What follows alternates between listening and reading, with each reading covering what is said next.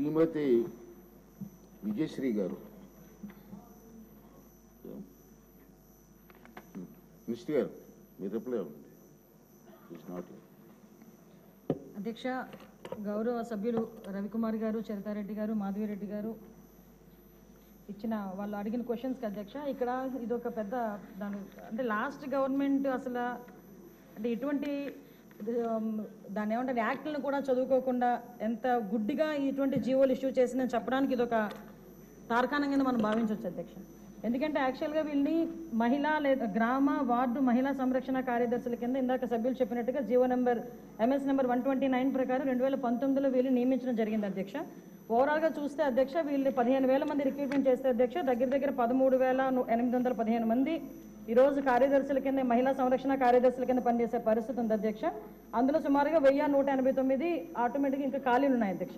అయితే 13,815 మందికి అధ్యక్ష 2021కి వచ్చేసరికి మళ్ళీ జీవో నెంబర్ 60 ప్రకారం చేసుకుని వాళ్ళని ఒక మహిళా రక్షణ కార్యదర్శుల కింద వార్డు లేక గ్రామ మహిళా రక్షణ కార్యదర్శుల కింద మార్చి వాళ్ళకి ఒక సపరేట్ జాబ్ చార్ట్ ఇచ్చారు అధ్యక్ష. జాబ్ చార్ట్లో కూడా అధ్యక్ష చూస్తే పోలీస్ డిపార్ట్మెంట్ ఇందాక కోన రవికుమార్ గారి సభ్యులు చెప్పినట్టుగా ఒక చీఫ్ సెక్రటరీకి ఎన్ని బాధ్యతలు ఉంటాయి అన్ని బాధ్యతలు కూడా ఒక గ్రామ మహిళా సంరక్షణ కార్యదర్శికి అప్పచెప్పడం అన్నది చూస్తేనే అధ్యక్ష వీళ్ళ తాలూకు అవివేకం అన్నది లాస్ట్ గవర్నమెంట్ తాలూకు అవివేకం అన్నది చాలా క్లియర్గా అర్థమవుతుంది అధ్యక్ష.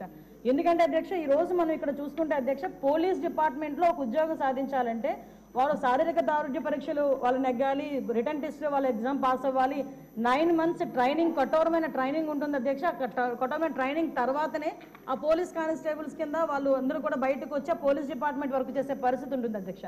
కానీ వీళ్ళని మహిళా రక్షణ కార్యదర్శి కింద ఏర్పాటు చేసిన తర్వాత కేవలం 2 వారాలు వాళ్ళకి ట్రైనింగ్ ఇచ్చి ఒకటేమో ఒక వారం పోలీస్ డిపార్ట్మెంట్ వాళ్ళు ఇంకొక వారం ICDS డిపార్ట్మెంట్ వాళ్ళు ట్రైనింగ్ ఇచ్చి ఓవరాల్గా చెప్పాలంటే వీళ్ళు గ్రామాల మీదకి వదిలేశారు అధ్యక్ష.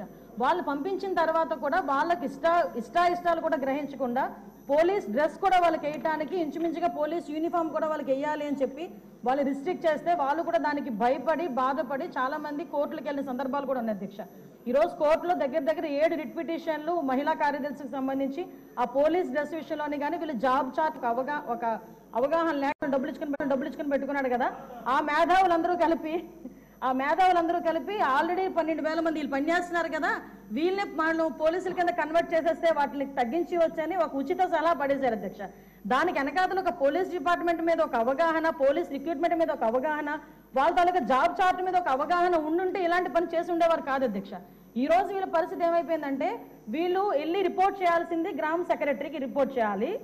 వీళ్ళ అడ్మినిస్ట్రేటివ్ పవర్స్ ఎక్కడ ఉంటాయంటే పోలీస్ డిపార్ట్మెంట్ దగ్గర ఉంటాయి. వీళ్ళకి జీతం ఇచ్చేదేమో ఎంపీడీఓ, లీవ్ ఇచ్చేదేమో ఎంపీడీఓ, మళ్ళా తిరిగి ఒకవేళ ట్రాన్స్ఫర్ అవ్వాలంటే డిపార్ట్మెంట్ కలెక్టర్ దగ్గరికి వెళ్ళాలి అధ్యక్ష.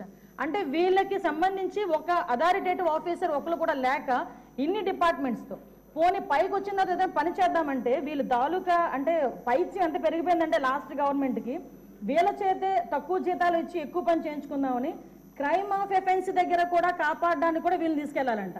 నాన్ బెయిలబుల్ వారెంట్లకు సంబంధించి వీళ్ళు సపోర్ట్ చేయాలంట. అక్కడికి వెళ్ళి మహిళా సంరక్షణ కార్యదర్శుల కింద మహిళా రక్షణ కార్యదర్శుల కింద అక్కడ ఉన్న అవగాహన కల్పించడం, లేకపోతే ICDS సంబంధించి ఏదైనా మిడ్ డే మీల్స్ చూడడం అంతవరకు ఓకే. ఆఖరికి పోలీస్ డిపార్ట్మెంట్కి వాళ్ళ ఇన్వెస్టిగేషన్లోని కూడా వీళ్ళు హెల్ప్ తీసుకొని చేసుకునే పరిస్థితి కనిపించింది. లాస్ట్ గవర్నమెంట్లో చాలా మంది మాతోనే మొరపెట్టుకున్నారు అధ్యక్ష. మేము ప్రతిపక్షంలో ఉండేటప్పుడు పోరాటాలు చేసేటప్పుడు మాకు సెక్యూరిటీ కింద మమ్మల్ని ఆపడానికి, సెక్యూరిటీ కూడా కాదు మమ్మల్ని ఆపడానికి ఈ మహిళా కానిస్టేబుల్తో పాటు మహిళా పోలీసులు కూడా పంపించేవారు. మేము అడిగేవాళ్ళం మీరెవరమ్మా మహిళా పోలీసా మహిళా కానిస్టేబుల్ అంటే మహిళా పోలీస్ అండి అని.